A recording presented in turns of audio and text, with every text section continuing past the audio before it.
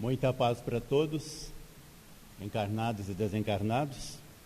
Nós registramos a alegria, a satisfação de estarmos aqui nesta casa, nesta noite, e com objetivos definidos. Nosso irmão Giovanni já anunciou, estamos estudando o Caminho, Verdade e Vida. São mensagens do Espírito Emmanuel, que foram psicografadas pelo nosso irmão Francisco Cândido Xavier. A lição de hoje é a 48, guardai-vos. Hoje nós pretendemos, de forma educada, que às vezes eu tenho sido deseducado aqui, falando alto demais e muito rapidamente. E hoje, por ser uma lição assim muito forte, nós estamos pretendendo ser mais pausado e falar no tom normal para não incomodar ninguém, nem encarnado nem desencarnado. Se por acaso, o Roberto vai ser o meu fiscal, se por acaso eu me exceder, ele vai me sinalizar. Vocês cobram dele e ele me sinaliza. Mas é uma satisfação enorme, um prazer enorme estarmos aqui juntos, dos dois planos da vida, para estudarmos o guardai-vos. Essa expressão guardai-vos é uma expressão bíblica e é uma expressão forte. Vocês ouviram na leitura do nosso irmão José Giovanni, quando ele narra o que o Emmanuel comenta sobre o texto bíblico. Isso aqui faz parte daquelas cartas, daquelas epístolas que foram escritas, e o nosso irmão Emmanuel ele vai fazendo os comentários. Então, é uma expressão bíblica fortíssima. A nossa vinda na casa espírita, a nossa vinda no centro espírita, ela tem objetivos. Às vezes o dia é tão intenso, a rotina diária é tão forte também, que nós acabamos vindo para cá de forma automática. Hoje tem Sebastião Marte, eu vou. É ótimo que seja assim, que a gente possa vir. Mas o ideal é que nós, em sinalizando para nós mesmos que nós vamos ao centro, ou que vamos vir a um trabalho, quer seja ele só da parte oral, da parte pública, ou quer seja ele na área mediúnica, nós, primeiramente, tenhamos consciência daquilo que nós vamos fazer. Não é só vir no centro, não. Qualquer atividade da nossa vida, é necessário que nós tenhamos consciência. O que é ter consciência? É estar ligado. É saber, olha, eu estou, neste momento, fazendo essa tarefa. Por que aqui para nós é importante? Em todas as tarefas, a consciência é muito importante, mas aqui é mais importante. É porque nós estamos, primeiro, num centro espírita. O que é que se trata no centro espírita?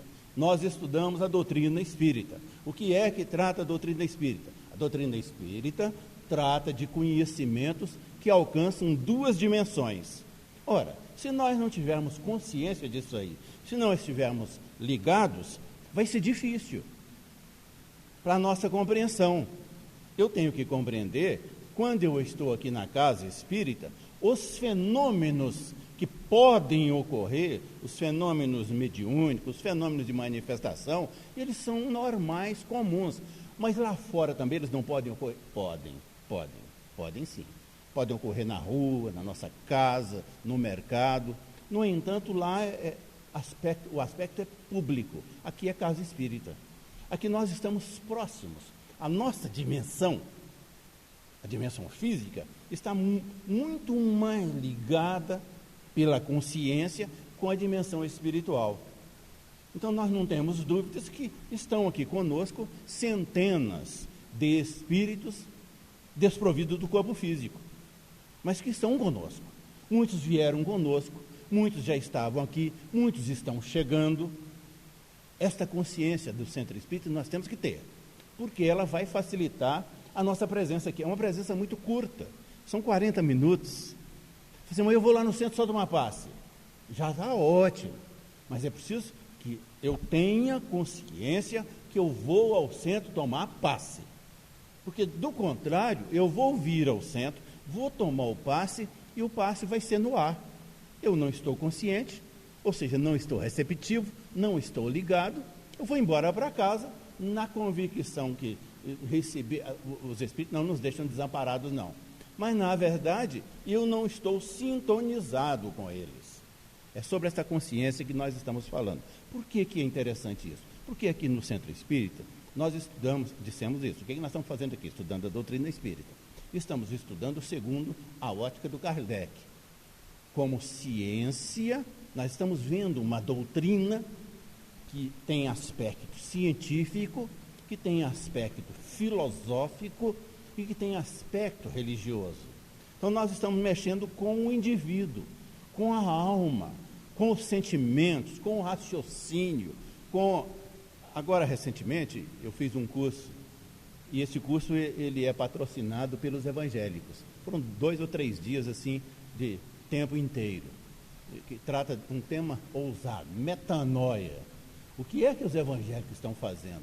Eles estão pegando a psiquiatria, a psicologia, a psicanálise, eles estão pegando essas áreas todas que tratam das emoções, dos sentimentos, e juntando tudo só num bloco. Porque é o ser humano, somos nós. Somos nós que sentimos, somos nós que raciocinamos. A dificuldade que eles ainda estão tendo, mas demora, isso não demora, eles não terão mais, é que eles ainda não estão conseguindo juntar alma e corpo físico. Eles não estão conseguindo juntar a consciência, a inconsciência e a superconsciência, que o André Luiz trata delas todas. Eles não estão conseguindo juntar isso ainda com o cérebro humano. Eles ainda estão vinculados muito intensamente ao cérebro humano, ao raciocínio. E aí é complicado, um pouco complicado, porque quando eu estou me ligando ao raciocínio tão somente, eu estou distanciando, às vezes, da emoção, do sentimento. Eu posso ter o meu cérebro carregado de conhecimento, mas eu posso ter o meu coração vazio de sentimentos. Isso é incomodante. Então, o que nós estamos precisando? É ter esta consciência. Eu estou no Centro Espírita para um estudo, então o Centro Espírita passa a ser uma escola. É verdade isso. Eu estou no Centro Espírita porque eu me proponho a tomar um passe, a recepcionar energias. É verdade isso, e são aspectos que nós estamos falando da doutrina, são aspectos científicos, são aspectos filosóficos e que são aspectos religiosos. Esses aspectos religiosos são aqueles que o Kardec menos trata.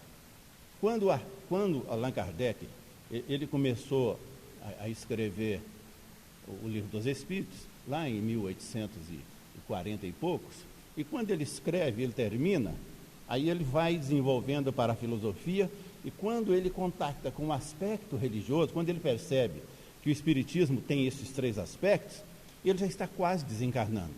Ele só admite aspecto religioso em 1868, ele desencarna em 1869. Mas nós estamos desvalorizando o aspecto religioso? Não.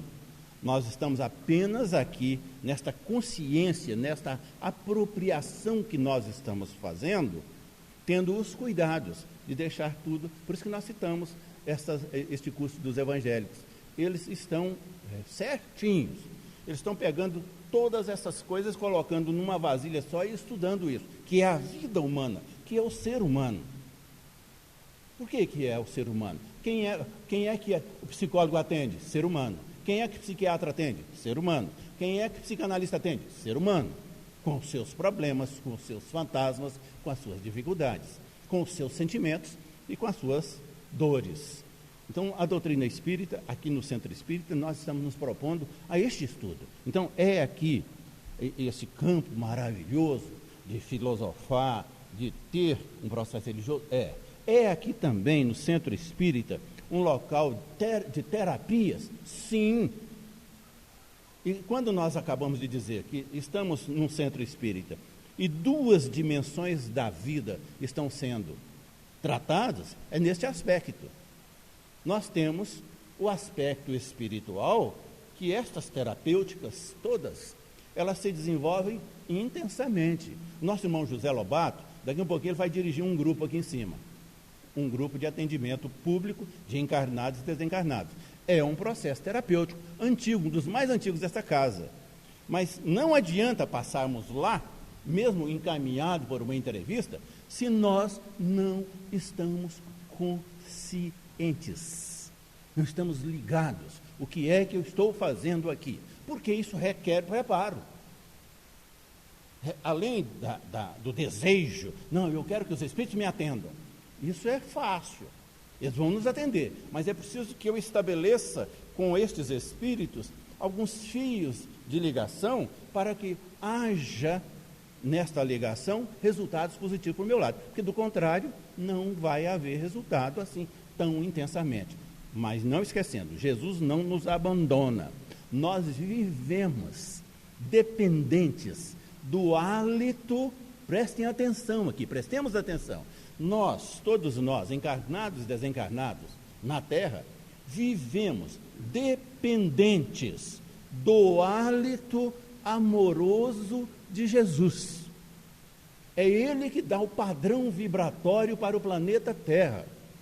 Quando nós perdemos essa sintonia com Jesus, nós temos e teremos dificuldades. Sim, mas eu estou hoje muito angustiado.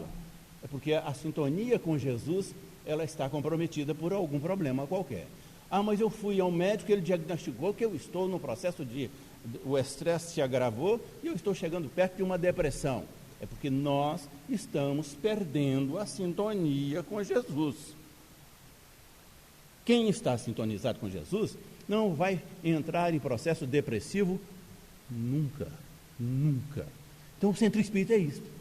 Por isso nós temos que ter consciência. O que eu estou fazendo aqui? Por que eu estou aqui? Qual é o meu desejo? Qual é a minha... Que esforço eu tenho que fazer? Bem, isso é para dizer o seguinte: guardai-vos. É a mensagem de hoje. O que é guardar? E nós dissemos isso, é uma expressão bíblica muito forte. Guardai-vos. Nós diríamos que todos nós temos que nos preocupar em guardarmos-nos no bem. Guardarmos-nos no bem. Nós temos que ter consciência disso. O que é guardarmos-nos? É estarmos sintonizados com o bem. Porque se nós nos mantivermos sintonizados com o bem, não tem mal presente. Às vezes, falar é facílimo, porque é uma expressão que vai surgindo uma após a outra, mas o vivenciar não é tão fácil. Então, quando nós estamos guardando-nos no bem, nós dificilmente não vamos ter ressentimento de ninguém. Nós não vamos sentir este ressentimento contra ninguém, porque ressentimento é contra, não é? Se nós estamos no bem, sintonizados com o bem, no sentido de guardar, nós não vamos nos magoar. Mesmo que o irmão, o interlocutor, mesmo que o ambiente, mesmo que seja em qualquer circunstância, nós estamos fora deste alcance da mágoa, que nós estamos guardados no bem. Nós estamos reservados pelo nosso condicionamento psíquico, pela nossa consciência com o bem. Ou seja, nós estamos sintonizados com Jesus. Se estamos sintonizados com Jesus, nós não vamos nos magoar com nada, por mais que alguém possa nos ofender. Já citaram muitos exemplos aqui do Gandhi, e este é um exemplo bom dele, quando ele está lá agonizante, ele levou 2 tiros, está no meio da rua, em cima de um monte de lixo, morrendo. O jornalista chega e pergunta para ele assim: mas você perdoa o atirador, aquele que mirou em você agora e acertou, e ele morreu ali, morreu daqueles tiros? Ele fala assim: eu não tenho que perdoar nada, porque ninguém me ofendeu. Eu tenho que perdoar o quê? Então nós não vamos... O Gandhi, provavelmente, espiritualmente, ele se magoou com aquele irmão? Não. Ele já foi explícito dizendo: eu não tenho nem como perdoá-lo, porque ele nunca me ofendeu na vida. Tinha acabado de levar 2 tiros do sujeito. Ele nunca me ofendeu. Então, quando nós nos magoamos, é porque nós não estamos devidamente resguardados e guardados. Guardar é neste sentido, para não nos magoar, para que nós não nos melindremos. O melindre é fácil na nossa vida. Nós nos melindramos com uma facilidade. Nós melindramos, às vezes, sem palavras. Nós melindramos com o olhar do outro. Ou seja, nós já inventamos. Aí eu citei do curso que nós fizemos agora, quando eles estão preocupados com a mente, com o raciocínio. É isso mesmo. A mente rapidamente vai lá, colhe um monte de informações e diz assim: está te ofendendo aí. Aí eu milindro. A pessoa não abriu a boca para dizer um A. Ela está caladinha. E nós estamos já imaginando e nos milindramos com aquilo. O problema é imaginar é uma coisa, agora milindrar é outra coisa. Eu posso me imaginar um monte de coisas, mas às vezes eu estou me iludindo, eu estou tendo algum problema. Então, quando eu estou me guardando, eu não me milindro, eu não me aborreço. Quando eu estou me guardando no bem, eu não me aborreço. Eu estou resguardado de qualquer aborrecimento, porque eu estou sintonizado com Jesus. Eu estou respirando o hálito amoroso do Cristo. Então, eu não perco essa sintonia, eu não vou me aborrecer. E aqui vem um texto novo dentro do guardai-vos. Quando eu estou sintonizado nesta sintonia, eu não me sinto amargurado. Amargura. Eu não vou me amargurar quando eu estou guardado. Olha o texto de hoje. Guardai-vos. Quando eu estou nesse aspecto de guardar-me, eu não me amarguro, eu não sintonizo com a amargura. Tem um poeta português, ele é muito conhecido, todos conhecem, e escreveu tem muito tempo, é famoso, e apenas umas estrofes dele. Ele diz assim, que viver não é preciso, navegar é preciso. Ele escreveu isso há muito tempo, é o Camões, e nós estamos, dentro das licenças poéticas, pedindo permissão para contrariá-lo, para dizer que é o inverso. Viver é preciso, navegar não é preciso. Quando ele está usando a palavra preciso aí, não é do verbo não, ele está qualificando o ato de viver e dizendo assim, olha, viver não é preciso. Eu estou dizendo, contrariando o poeta, que viver é preciso. Ele diz que não é preciso, mas não é preciso de necessidade não, é preciso de precisão. Viver é exato, é preciso. Não há como desenvolvermos-nos dentro da vida sem observarmos a sua precisão, a exatidão da vida. Daí dizermos desde o início, se nós não temos aqui consciência daquilo que está rolando, tudo vai para o espaço. Essa precisão da vida desaparece. Navegar, hoje, no olhar novo, o poeta diz assim, que navegar era preciso. Nós estamos hoje dizendo que navegar não é preciso. Tem uma aparelhagem, preciso no sentido de exatidão. Por que não é preciso navegar? Porque tem um monte, tem vento que muda, tem um mar que muda. Agora, recentemente, com todas as tecnologias, um submarino argentino, sumiu. Ninguém nem deu notícia dele. Então, navegar não é preciso, mas viver é preciso no sentido de exatidão. Meus queridos irmãos, quando nós estamos citando o poeta para falarmos da vida que é precisa, que é exata, nós estamos dizendo assim, que isso é simplesmente impressionante. A precisão da vida. Além de ser impressionante, esta precisão também ela é inevitável. A precisão da vida ela é inevitável. Se eu venho ao centro espírita, estou vivendo, e não tenho estes cuidados de estar consciente daquilo que eu estou fazendo, os resultados obtidos serão mínimos. Abandonados nós não estamos. Nós temos sempre uma mão querida nos ajudando, encarnado, desencarnado, Jesus conosco. Mas e se nós perdemos a sintonia? E se nós nem desejamos isso? Vamos ter dentro da precisão da vida o ônus e o bônus que a vida nos oferece. Guardai-vos. Aí nós estamos dizendo, no bem. Se eu me guardo no bem, eu vou ter o ônus de estar vinculado ao bem. Mas se eu descuido do bem e entro na onda do mal, eu vou ter o ônus do mal. Na verdade, o ônus do bem é bônus. O ônus do mal é ônus mesmo. É peso, é conta, é dívida. Então, quando nós estamos dizendo assim, eu estou reajustando-me perante a lei divina, é nesse sentido. Eu estou olhando para o passado, verificando o ônus dos meus deslizes, da minha quebra de sintonia, e estou acertando isso com a vida, porque ela é exata. O poeta aqui, viver é preciso, é exato. E do ato de viver, das ações de viver, eu vou ter reverberado na minha vida estes resultados, do bem e do mal. Então, quando eu me magoo, eu estou quebrando isso. Quando eu pego e fico ressentido por alguma coisa que ocorreu comigo, eu estou quebrando isso.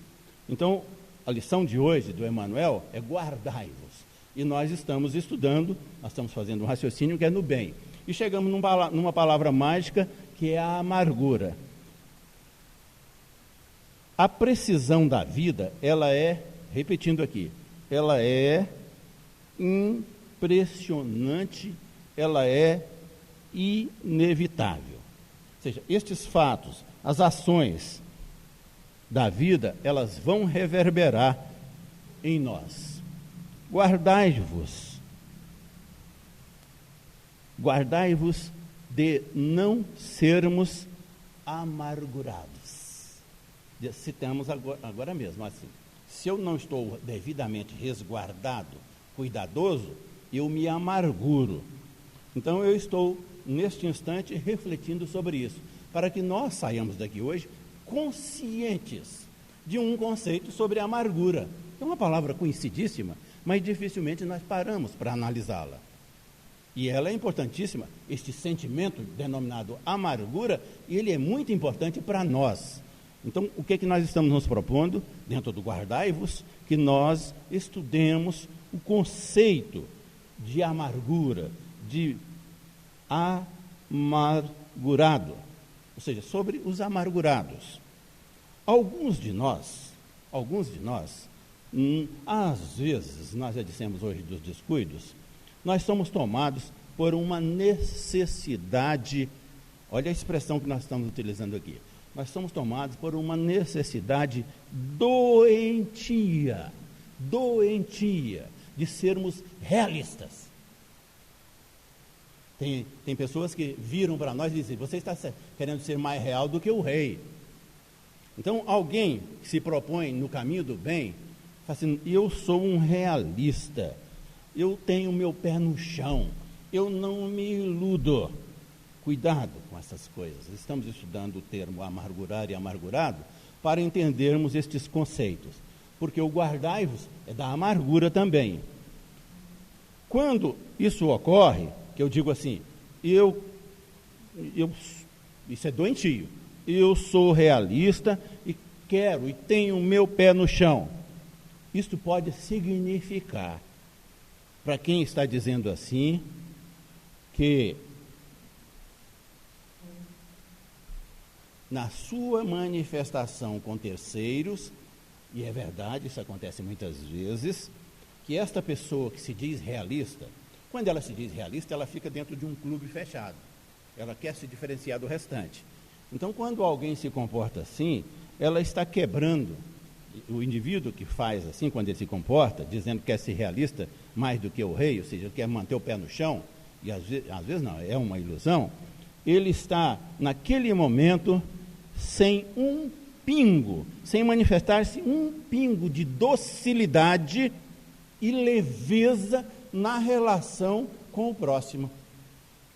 Numa linguagem muito simples, no mínimo o indivíduo está sendo de uma deseducação, de um desconforto para o interlocutor que não tem tamanho.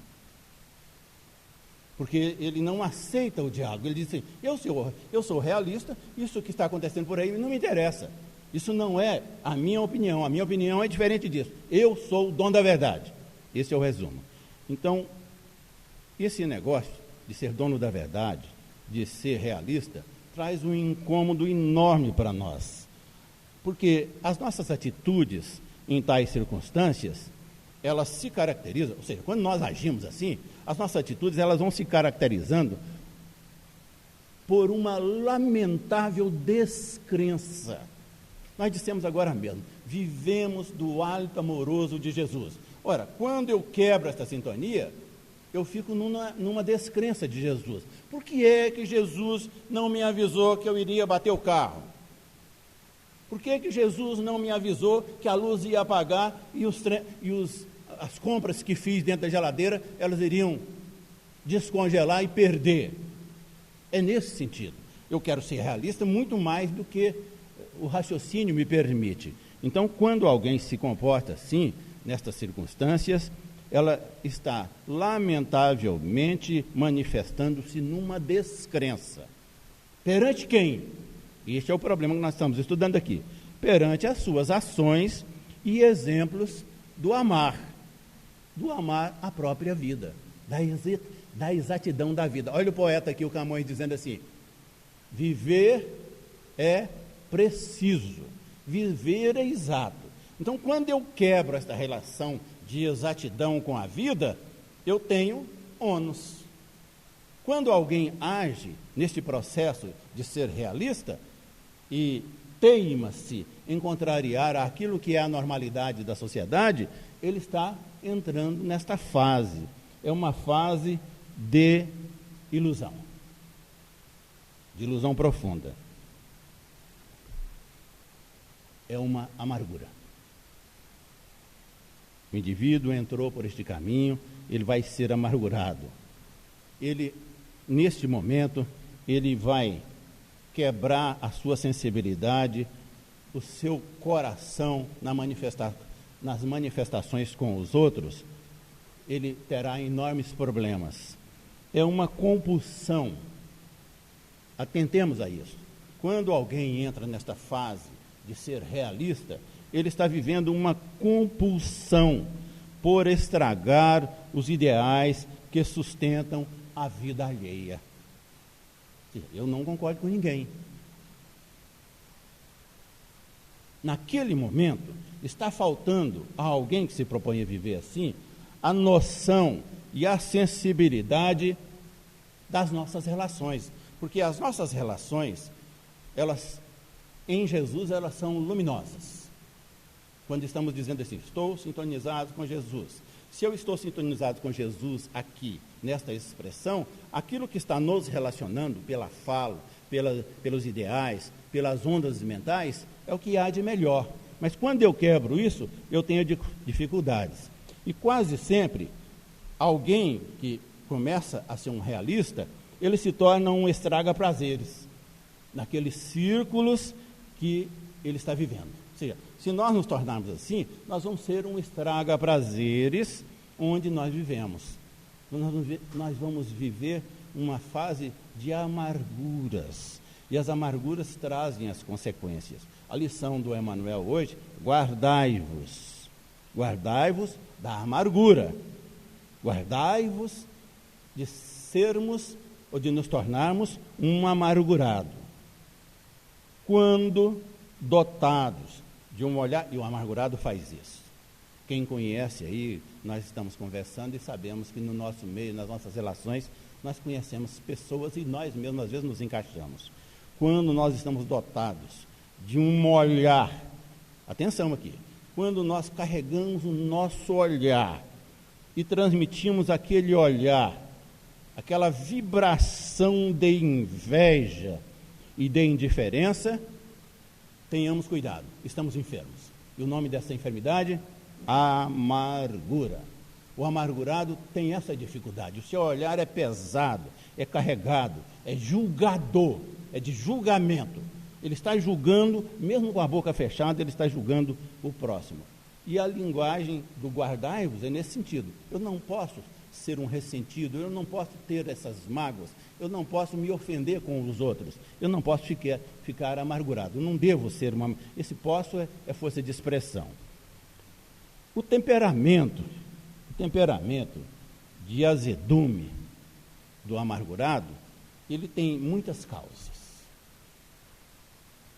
Isso é fácil, não é tão difícil de entender, não. O nosso temperamento, quando nós perdemos um pouquinho o nosso desequilíbrio, nós estamos envolvidos com um monte de causas. Então, o temperamento de azedume quando o amargurado se manifesta, ele está azedo. Ele tem muitas causas, mas uma das causas, e nós temos muitas causas, mas uma que se destaca no amargurado, ela é de fundo emocional.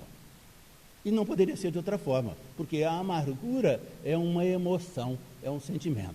Então, alguém quando está amargurado, quando se amargura, e uma das causas que está envolvendo está aí neste campo, no campo dos sentimentos. As pessoas que sentem muita amargura, elas cultivam modelos muito exigentes e rigorosos. Nós, quando nos tornamos amargurados, nós, quando vivemos dentro desse processo de realismo, queremos ser realistas, nós nos tornamos exigentes por demais e rigorosos na nossa conduta. E isso significa que nós não estamos conseguindo corresponder. Ou seja, o amargurado, quando ele age assim, ele não está conseguindo corresponder às suas próprias expectativas. Por isso que ele se amargura. E quando ele não consegue corresponder à sua própria expectativa, ele está dentro do seu campo emocional, este fundo emocional, tendo um desequilíbrio. Ele está rompendo com as vibrações do etéreo, com as vibrações do planeta Terra, com as vibrações de Jesus. Porque Jesus não vibra na faixa da amargura. Jesus vibra na faixa do amor. O amargurado, ele se torna, isso sem dúvida nenhuma, uma pessoa sem graça. Quando ele está no meio, os outros que o conhecem já olham assim, é uma pessoa sem graça, sem doçura nenhuma, porque ele espera muito dele mesmo. Ele é um sujeito duro, realista, mas ele não consegue corresponder à sua expectativa, então ele fica amargurado. Ele esperava mais dele próprio. Costuma ser perfeccionista. Ou seja, as pessoas que se amarguram, os amargurados, eles costumam ser perfeccionistas e cobradores implacáveis a respeito da sua própria conduta. Então, nós vamos entender agora mesmo o que é deixar de guardarmos-nos e descuidarmos com a amargura. É que quando eu estou envolvendo-me com a amargura, na verdade, essa dureza a respeito é a forma que eu, amargurado, tento esconder ou tento fugir das minhas próprias dificuldades. Então, estão compreendendo? Ou seja, o amargurado, quando ele se procede dentro da amargura, além das suas durezas, ele está num processo emocional que ele não consegue corresponder às suas expectativas, a si mesmo, aquilo que são as características que ele gostaria de possuir, e aí ele foge. E quando ele foge, ele está dizendo assim, olha, eu estou precisando de que essas ondas que quebrei, elas voltem a existir. Isso chama-se consciência. É o que nós estamos discutindo desde o início. Quando o amargurado, ele tem essa consciência de que a sua atitude de amargura é uma atitude de fugir da realidade, e ele imagina, pelo menos no início ele não imaginava, mas é sim aquilo que é pessoal dele, ele está inconsciente das suas ações. Estamos dizendo do início da nossa conversa aqui, a consciência daquilo que nós estamos fazendo, aqui na casa espírita, aqui no centro espírita. O que eu vim fazer aqui? Então, o amargurado, quando ele se envolve com essas dificuldades, ele está num processo de inconsciência. Ele não está compreendendo a sua vida. As pessoas amarguradas, elas exalam uma energia de rigidez. Atenção, quem é amargurado, quem vive amargurado, ela acaba exalando uma energia de rigidez e costuma ser uma pessoa nessas condições inflexível. São pessoas que o diálogo, que a conversa é aquilo e é a cabeça do indivíduo e acabou. E ele se torna inflexível, se torna duro nas palavras. Quando alguém está nesses traços, ele costuma estampar, atenção, Quando alguém está vivendo com estas características da amargura, ele estampa no seu rosto, fica assim claro no seu rosto, e até na sua tonalidade vocal. Hoje vocês estão lembrados que eu disse assim para vocês, e eu coloquei o Roberto na gelada. Disse, olha, eu vou falar baixo, pausado, exatamente para ninguém concluir, o Elvésio está amargurado, porque eu não quero que a minha expressão vocal provoque isso, que vocês entendam isso, pois o amargurado ele não consegue fugir, a sua expressão fisionômica é carregada, a sua voz, a sua expressão vocal é expressão carregada, pesada, que qualquer um já identifica a amargura.